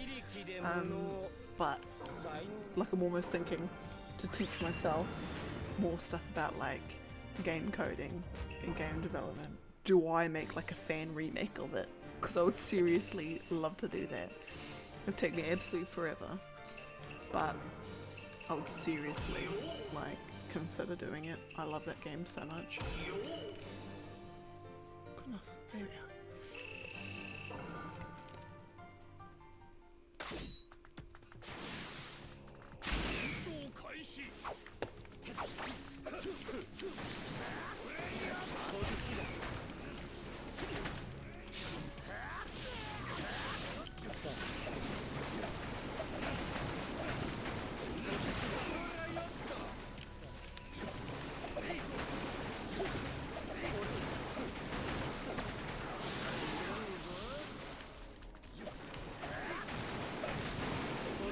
And also too, there's a speedrun of it. There's speedruns of it, and one that they showed at I want to say it was a. Almost don't want to say it was a GDQ. I want to say it was an ESA, but no, I think it was at a SGDQ. A guy did the speedrun of it, which was amazing. Speedruns always are. So yeah, it was just great. The speedrun's great, then you know the game's great.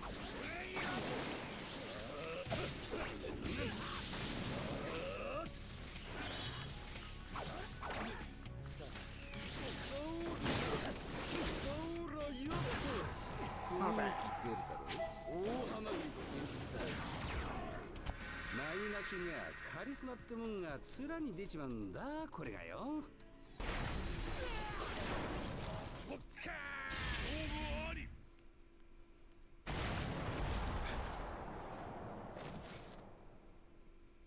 こまで差がつくとはな。俺強すぎなのかな、やっぱ。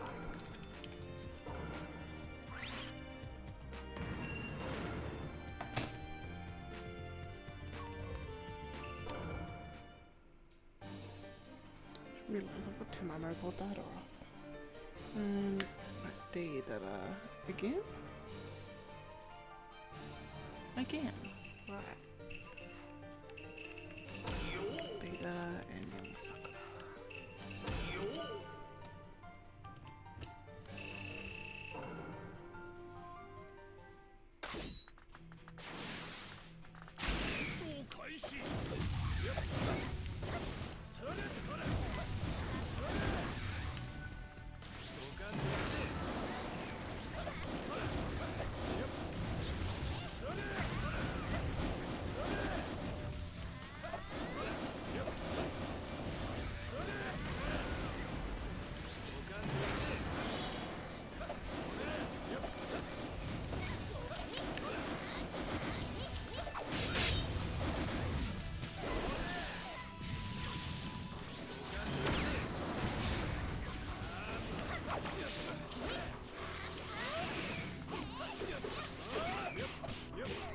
We to think that in like during like the time period where Deidara is most active in Naruto, during the whole bit where he's with Toby and Sasori, he's only 19. Like, goodness gracious.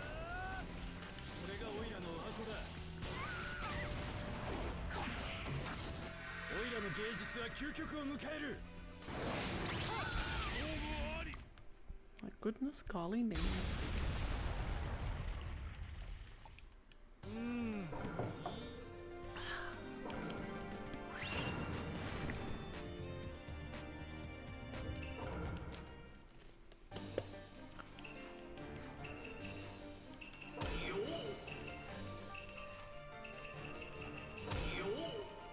What other games from my youth? I'm just trying to think what other games from my youth that I've think fond of. So definitely Mystical Ninja.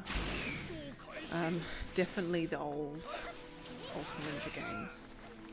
What kind of games from your youth do you just remember? Just think, I haven't played that game forever and it would be super hard to get hold of legally. But I love it to the end of my days. Huh? Cherry to North.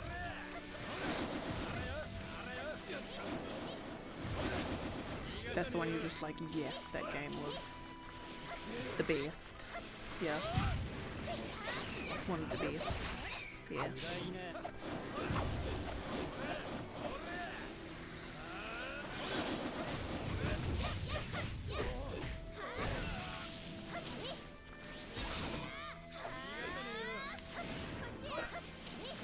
Because even though, like, technically Dragon Quest 8 was sort of from my childhood, I guess. It was, when did it come out? Like 2005. Yeah, I think we had it before we had the 360. So that was technically from my childhood, but that still remains to this day my favourite game of all time. Just because I had everything. Yeah, Ocarina of Time is one of those games that is just forever the best. Like, literally, like, what would happen is I'd be playing on and so my brother would finish the game. Because I wasn't good enough to be able to finish it at that point. And literally what I would, like, a session of me playing that game would literally be, it would be me, get a Poda, I go to the Gerudo Fortress and I just chill and I just wander around and pretend that I'm there, just living my life, just chilling, that sort of stuff. I wouldn't venture to any like dungeons because I suppose I don't think even then, when I played it, I think when I did my own file, when I was good enough, because I started playing this game when I was like 3 or 4 years old, when I was good enough to be able to get to at least adult Link, what I would do, oh goodness me, is because the forest temple would freak me the hell out. I would go in enough to get the fairy bow and then gap it back out, teleport back out, and then I'll then just skip all the way through, just go straight to Garuda Valley. We'll get a Poda first, go all the way to Garuda Valley, because I don't think I hit the hook shot. No, you have to hit the hook shot to get the fairy bow. Yeah, so go all the way there. Oh no, I didn't have the long shot. Anyway, go to Garuda Valley, do the whole thing with the carpenters in Garuda Valley, or Garuda Fortress, should I say.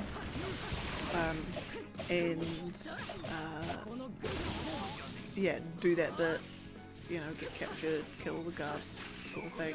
Well, not kill the guards, knock them out. Do all that, and then because I've now, you know, free to go through Garuda Fortress, and then just chill, just do my chilling thing again until I thought potentially, oh that's right, no, I'll do all the I'll get all the I'll get the Lair of Fire and the Serenade of Water, because you can.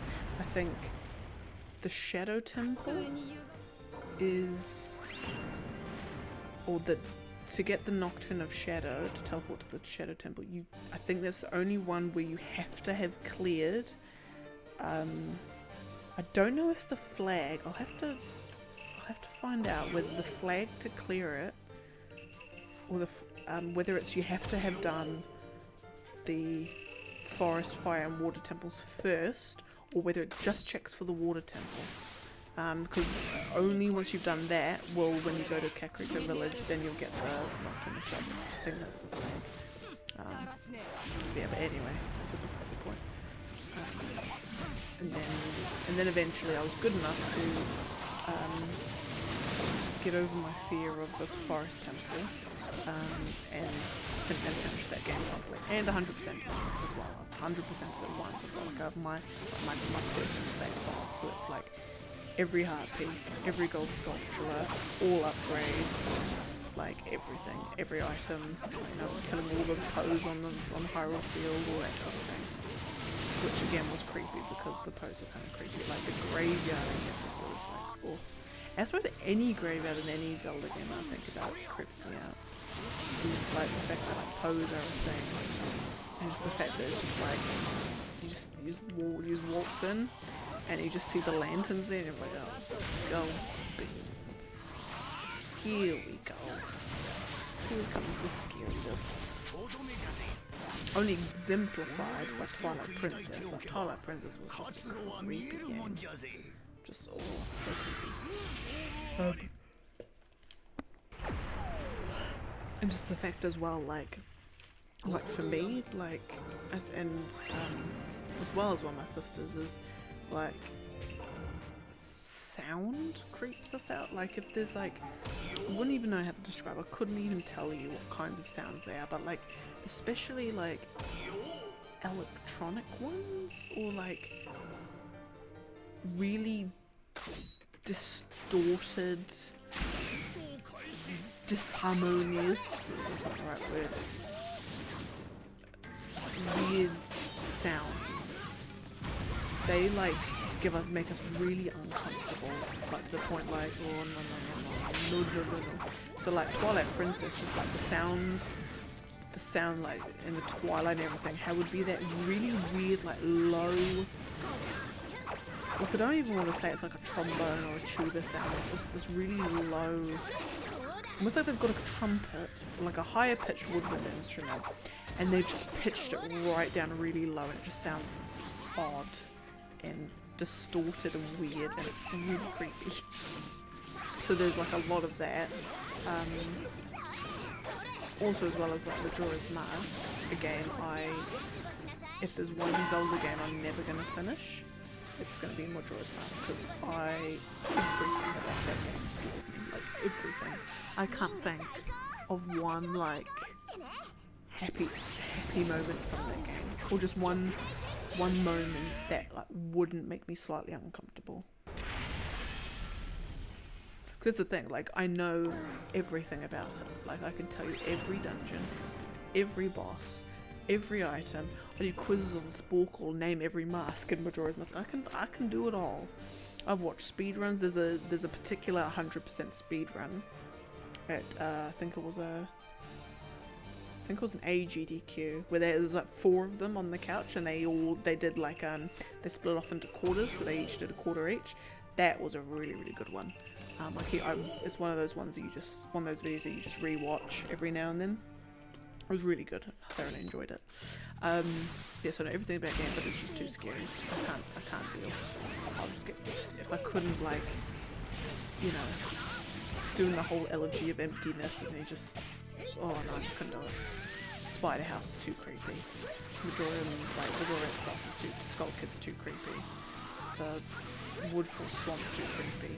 Even just the fact you've got that lingering time limit on you is creepy, even though you can reset it, but just the consequence of resetting. The fact that certain things can only be done on the 3rd day, so sometimes you gotta wait till the 3rd day. Sometimes you even gotta wait for the last 10 minutes. One of the masks you have to do, you can only get when you're in like the last 5 minutes before the moon crashes. Like, it's just, I'm just not about that life. I'm just not about that life. Yeah, then the aliens, or them as they're called. I couldn't deal with that. Yeah, but anyway, long story short, that's the one Zelda game that I won't be able to finish. Will never be able to finish. Did I play as? I did play as Tenten before, didn't I? I did. Right, next is Kakashi.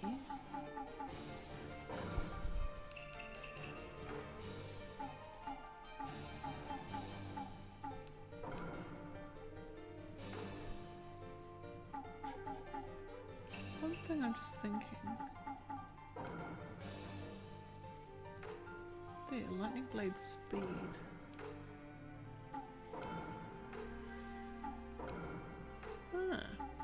Anyway, completely forgotten what I was on about. But this is a war battle, so it has to take place on the Great Naruto Bridge.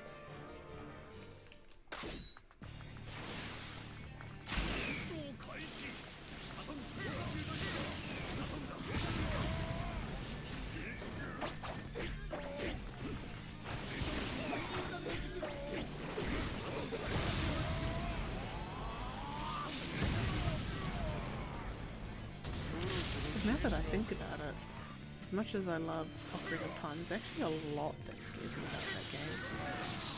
That doesn't really scare me about every Zelda game, now I think about it. Every game has that, like, 1 or 2 moments, probably more depending on the game.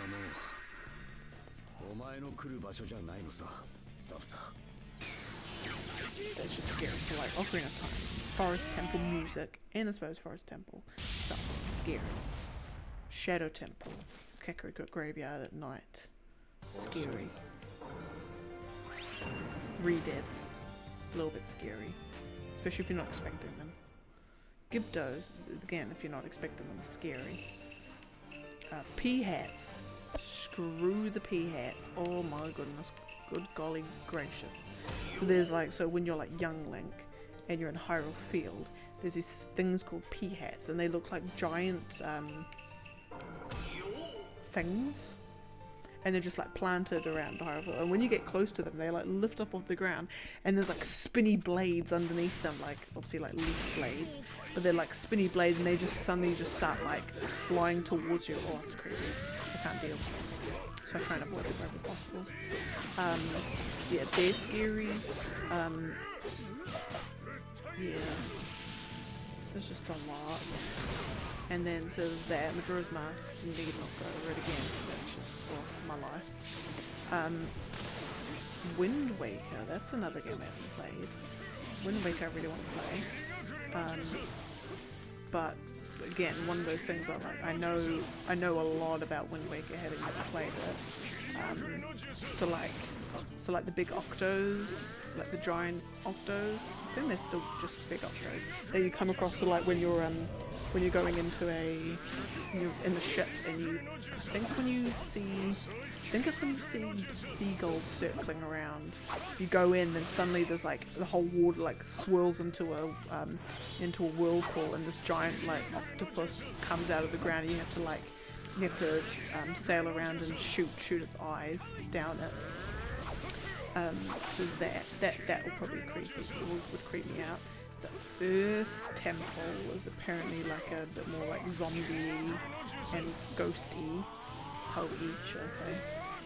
Or even like the boss is a giant poe. Oh my goodness, can you not?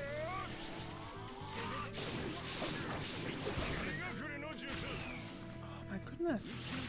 Gosh. Thank you very much.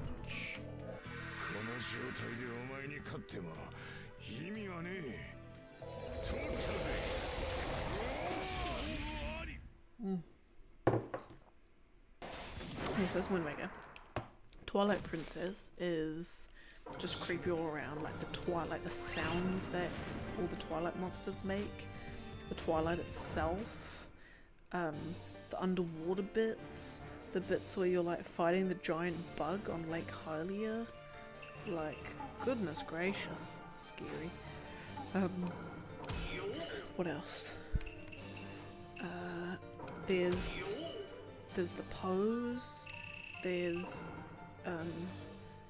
like just anything at nighttime in that game essentially is creepy. The fact that everything seems to be in like muted colours as well, which just makes it even more creepier. And it says that one, and then the next one was Skyward Sword. Creepy. Well, it's not even creepy, it's just like... No, it's not creepy, it's just, for me, like, anything with a time limit, whether it's literal numbers on the screen, or like, if this reaches here, you failed. So what's it called? It's called the... It's not the Condemned, it's not the Devoured, it's not the... It's in the Sealed Grounds, and it's the big thing that comes out, and it's called something. It's called the something. I'm just getting letters. I'm getting D. I'm getting S.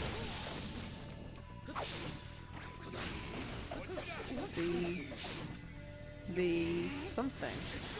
The Fallen. That's not the Fallen. It's the thing. Oh no, never mind. Like there's like a creature in the Zelda game that I'm trying to remember the name of, but I don't want to like look it up. I want to try and remember it. But I was like thinking, could you like look it up and then give me a clue on what it is? Type in Skyward Sword Sealed Grounds Battle. And if there's a giant black thing with like a giant mouth, it'll be whatever that is. But don't tell me the name of it. Grounds. Yeah, boss. Yeah. So don't tell me what it's called. Yeah. Can you give me a clue as to what that word is? Is it the something?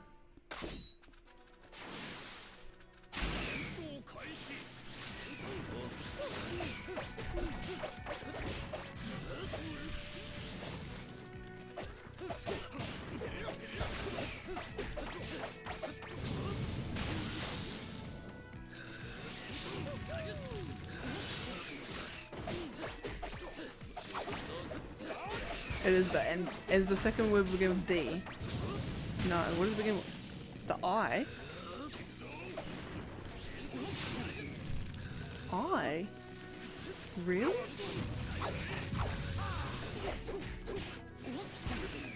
What? Wait, is it a word?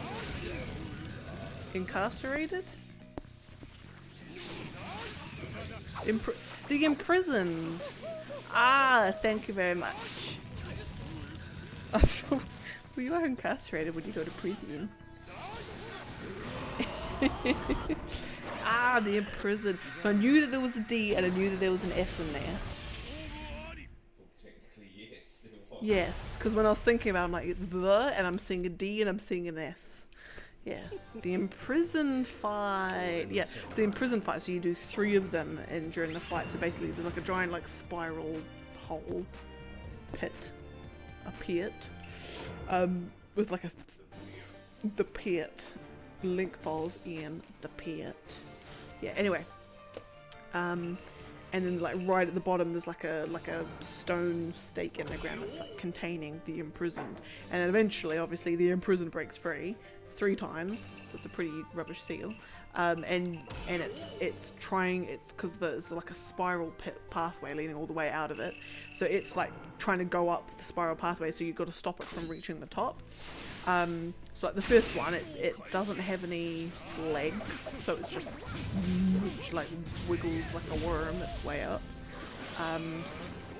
Second one, it grows legs, so it can now like walk up. And then the third one, it just starts levitating right through, like right directly up.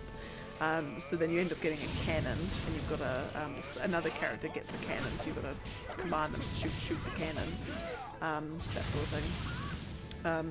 Yeah, that's not necessarily creepy, but because it's technically like a semi-time limit, I get very like uncomfortable and tense and start sweating bullets. Anyway, and then yes, there's that bit. What else is in that game?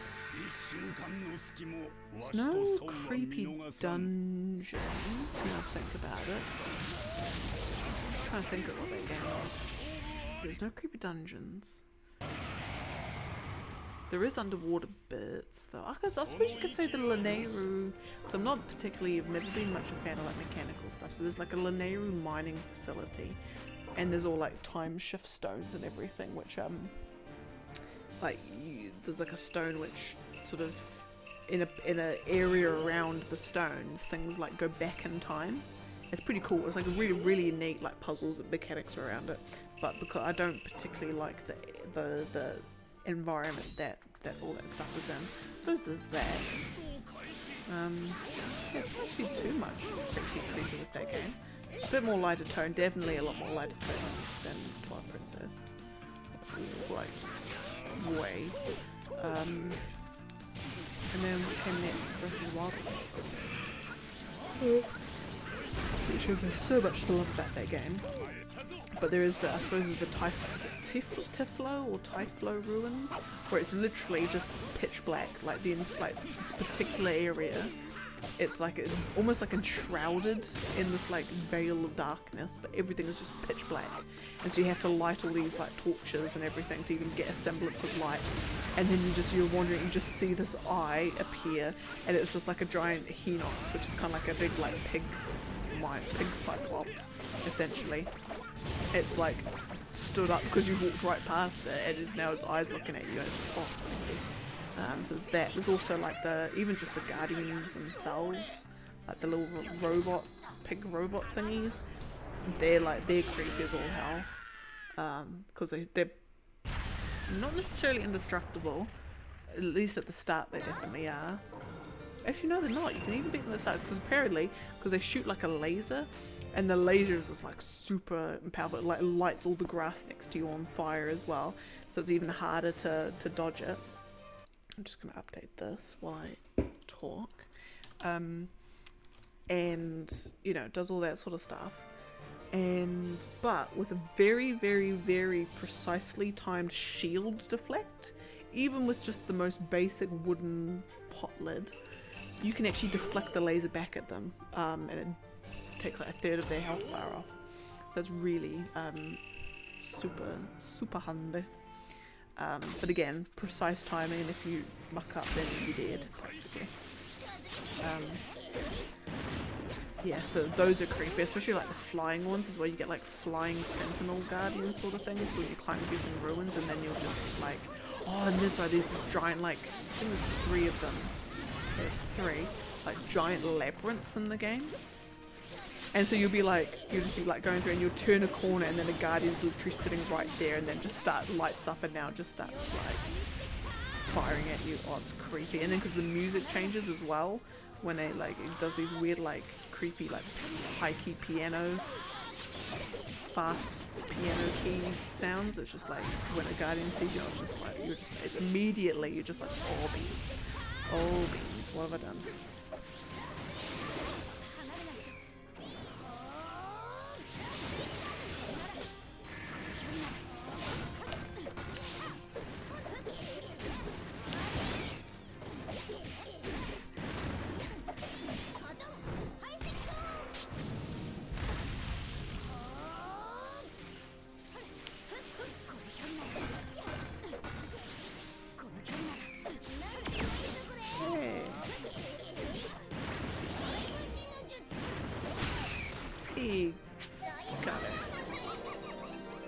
Will it work on her? She's a lady.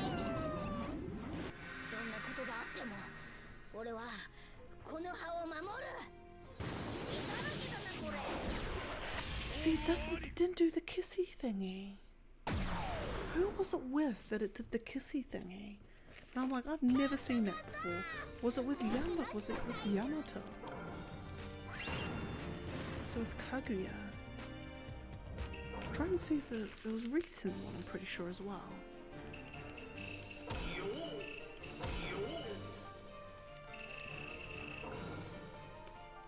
There's young Shino, which I've done. Oh, beans.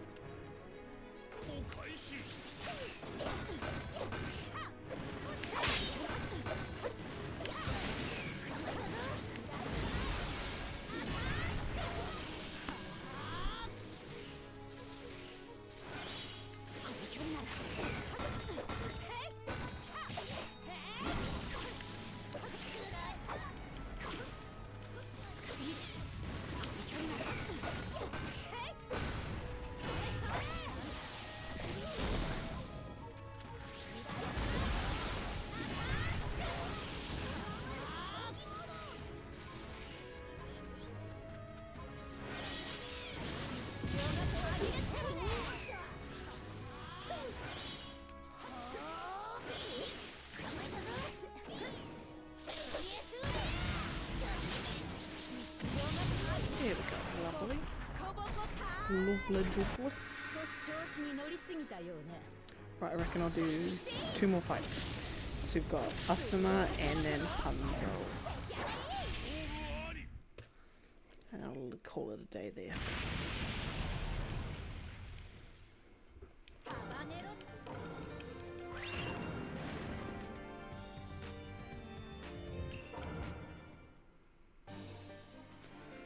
Who's that? Asuna.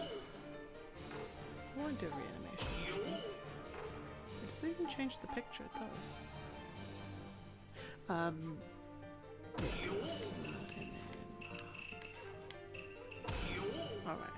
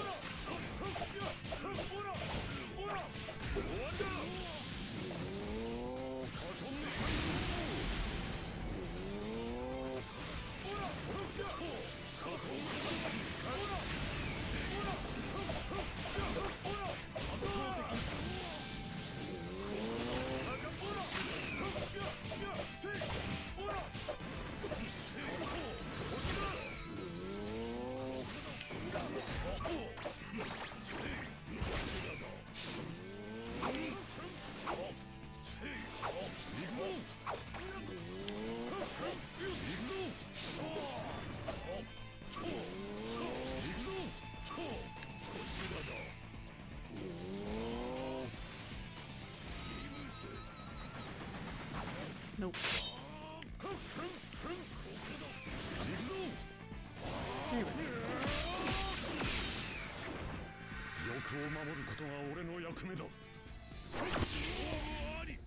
Dead.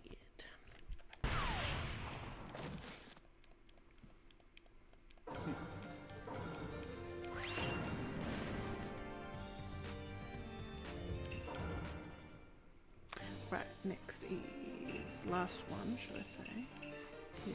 Is Hanzo and Asuna.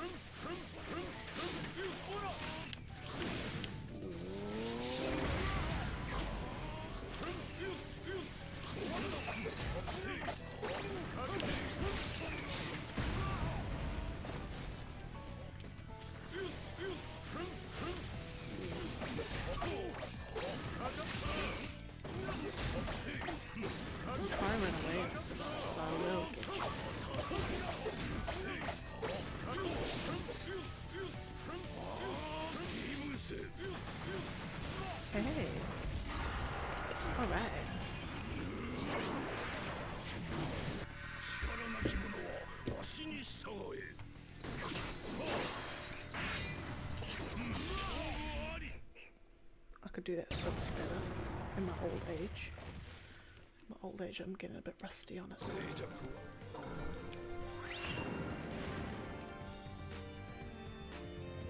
Alright, I'll give it a pause there. So, thank you once again for joining me for day number 12 of Naruto. Oh, I need to update the list. We're down to 473. Oh my goodness, excuse me, keep burping. Anyway, so down to finally breached the 10,400 mark, or in the 400s should I say. So we did about 62 fights, which is great. Yeah, so there's not much else to say really. Day 13 will be in a couple more days. We should definitely get down to the 300s then. Definitely. But yeah, I suppose that's it. I'll give it a pause here. Thank you very, very much for joining me. Oh yeah, we unlocked a DLC character again. We've only got 1, 2, 6, 8, 9 more to go. Yeah, so we'll see hopefully in the next one if we can unlock one more. By some magic, by some randomness we will. But anyway, have a good morning, good afternoon, good evening, wherever you may be, and I will see you in the next one. Bye!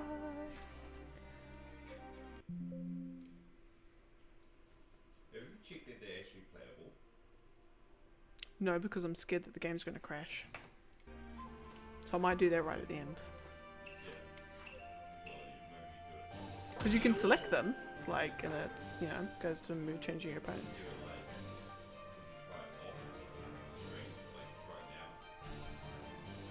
No, just in case the game like shits itself. I'll try it right at the end.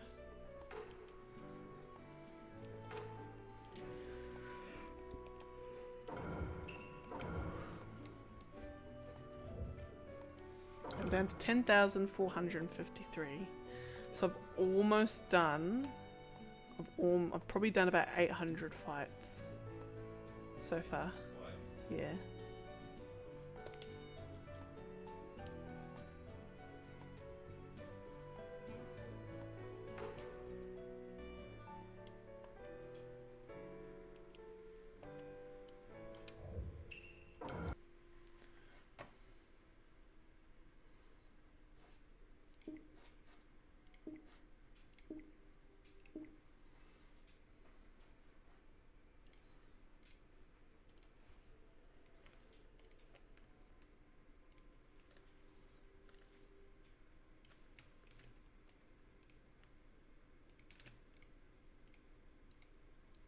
Oh, I need to generate some more fights now.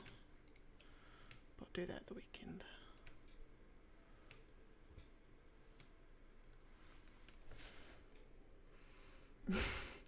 It's like I'm in just looking at this triangle of all the fights that I've got left to do. It's like even though there's a lot of grey spots, which are fights that I've already done, it just the sheer amount of numbers that are still there. It's unbelievable. But I'll get there one day, but I'm anticipating it's scheduled to be around December next year is when I anticipate to finish this. Wow. Yeah.